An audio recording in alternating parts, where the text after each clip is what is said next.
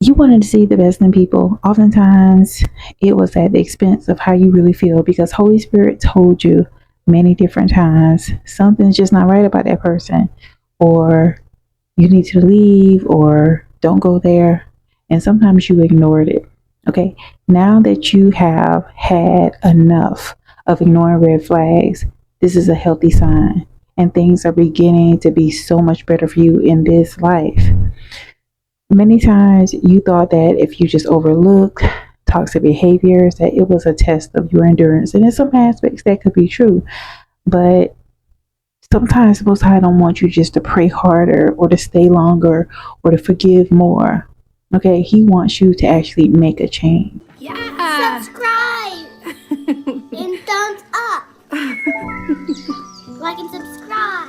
Yeah, tell them like and subscribe. It's your sister. Okay, God never called you to allow yourself to take on anything that is dysfunctional or to tolerate people's negativity or their own trauma. Proverbs 4:23 states, above all else, guard your heart, for everything you do flows from it. And this is how you're going to maintain who you are and not allow people's evil to affect your heart. This is why there's so many cold and just broken people that are very sarcastic. There's people that project a lot of their problems because they've allowed their heart to be hardened. Even in the mess of it all, the Most High is working through you so that your story becomes a message. And it doesn't mean that you have to put all your business out there, but just if you reach one person, that's going to be enough. That could be a ripple effect and change for many others. Also in Romans 8:28, it says, and we know that in all things God works for the good of those who love Him, who have been called according to His purpose. And so, although you may have inherited some level of dysfunction, the cycle stopped with you. The burdens that have been passed on from generation to generation is not a default that you should accept. Also in Romans 12:2, it says, be transformed by the renewing of your mind. You think differently. You act differently. And it's because you are allowing yourself to be a vessel of the Most High God.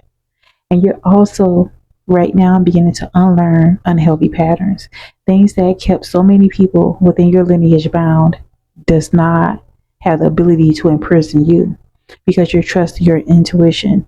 You're trusting that if somebody is being rude or manipulative, that they need your absence, not your presence.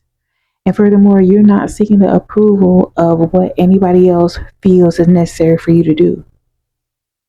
You choose to align with what the Most High has for you. And that is love, that is truth, that's respect. And because you've had enough of ignoring red flags and you're now choosing discernment, this is the best option for you. Exodus 14:14 states, the Lord will fight for you and you need only to be still. And so this is your time. You were meant to see this message at this time, y'all. All praises to the Most High, Yeshua, Jesus Christ. It's been a long time coming.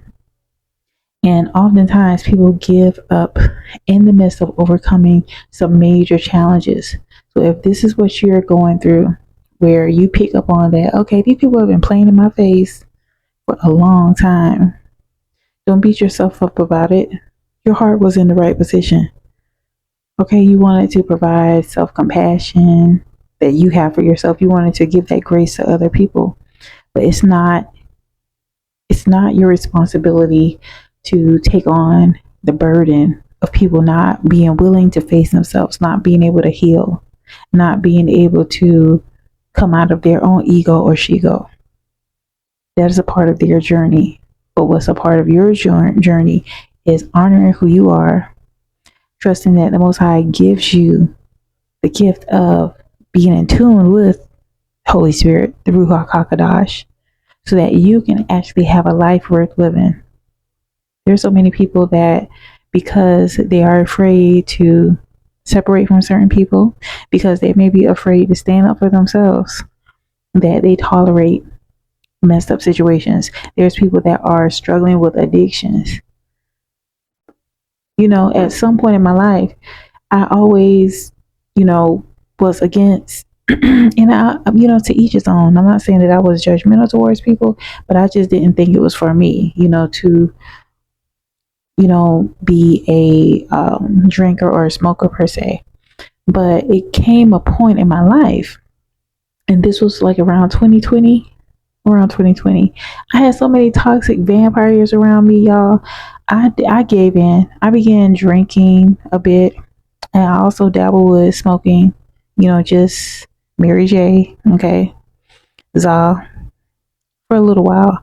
But even in that, although I know some people say that is some comfort within it, it was me trying to drown out the negativity from a lot of people. I don't like confrontation. I don't like hurting people's feelings. And so the norm of a lot of people were just to get high, get drunk, and just tolerate people because that's just the way they are. But the Most High convicted me in my heart and spirit. It wasn't me.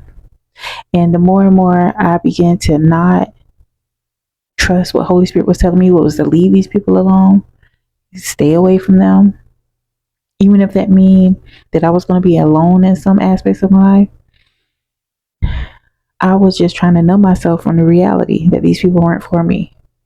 And so I'm so grateful. This is why I share these messages, in regard to believing in the Most High, because I am a true believer. If it was not from the Most High God, I would have been in so many situations that I did not deserve. And He has sharpened my intuition. He's heightened my discernment through the Holy Spirit. And not to want to numb myself just to be around people that hate me. And that could be confusing because some people will hate you but still want proximity to you because they know that you're a very loving, you're a very generous person. But never put yourself in a position, and even if you have been put in that position, don't stay in a position where your red flags are going off everywhere, your spidey senses are tingling, but yet you're just tolerating negativity. You're willing to self-destruct. God doesn't call us to self-destruct because that's really what happens. When you get involved in drinking and smoking, it becomes a cycle and it becomes an insatiable need because you're going to have to keep doing that. Okay? Because you're not addressing the core issues. Be set apart. You're being called away from certain things, certain vices, certain addictions, because the Most High does not want you to suffer for the sake of people to be on their worst behavior. You're being called to greater. You're being called to higher. And it's happening for you at a time where a lot of people are choosing the wide path. The Most High wants you to choose the straight and narrow path. All right? It's time. There's no coincidences in God's universe. You are meant to see this message. All right? Pray over your situation and pray through it and know that by you trusting Holy Spirit, trusting your discernment, this is a major sign of positive change in your life is happening for you. All praises to the Most High, Yeshua, Jesus Christ.